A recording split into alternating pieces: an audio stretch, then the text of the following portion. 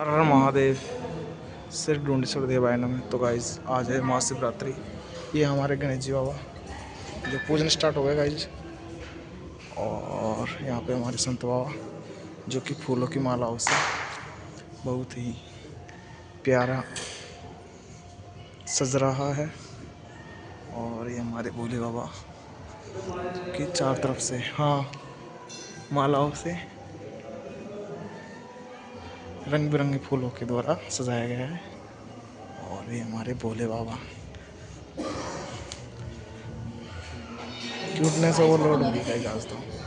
राधे राधे ठाकुर जी, क्योंकि आज महाशिवरात्रि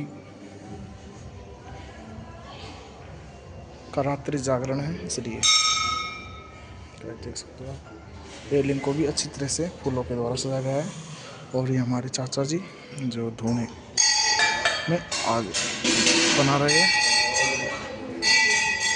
संत बाबा के प्रिय भक्त। हर हर महादेव।